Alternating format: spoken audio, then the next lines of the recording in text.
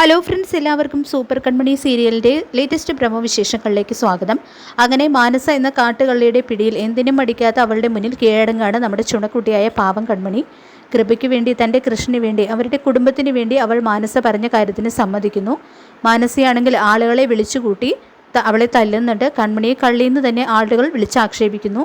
മാനസയും അവളെ അങ്ങനെ വിളിച്ച് കണക്കറ്റ് കളിയാക്കാണ്. എന്തു തന്നെയായാലും തൻ്റെ വിധിയെ പഴിച്ചുകൊണ്ട് കണ്ണീരടക്കി അവൾ അതൊക്കെ സഹിക്കുന്നു.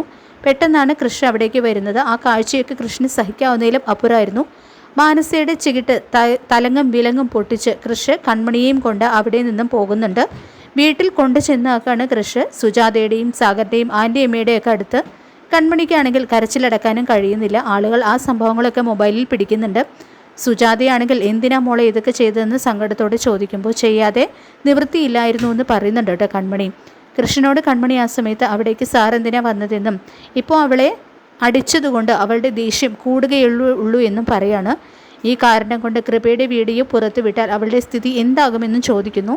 അവൾ എന്തു ചെയ്യാനാണ് കൃഷി ചോദിച്ചപ്പോൾ അവൾ ചെയ്തതൊക്കെ പറയുന്നതൊക്കെ അനുസരിച്ചില്ലെങ്കിൽ അവൾ നമ്മുടെ കൃപ മോളെ ചതിക്കുമെന്ന് പറയാണ് കൺമണി കരഞ്ഞുകൊണ്ട്. ഇത് കേട്ട് ഞെട്ടാണ് സാഗറും ആൻറ്റിയമ്മയും കൃഷിയൊക്കെ. സുജാതയാണെങ്കിൽ സങ്കടത്തോടെ അവളെ നെഞ്ചോട് ചേർക്കുമ്പോൾ കൺമണി ആ നെഞ്ചിൽ കിടന്ന് പൊട്ടിക്കരയുന്നു. മാനസിക്ക് പക്ഷേ കൃഷ്ണൻ്റെ അടി കിട്ടിയിട്ടും പ്രത്യേകിച്ച് കൂസലൊന്നുമില്ല. അവൾ രണ്ടും കൽപ്പിച്ച് തന്നെ കാറിൽ കയറി പോകുന്നുണ്ട്. വീട്ടിൽ വന്ന മാനസയോട് ജയമോഹൻ കടുപ്പിച്ച് തന്നെ എന്തിനാ പുറത്തു പോയതെന്നും ആരെ കാണാനാണ് പോയതെന്നും എന്തെങ്കിലും കുഴപ്പങ്ങൾ ഒപ്പിച്ചാണോ നീ വന്നിരിക്കുന്നതെന്നും ചോദിക്കുന്നു.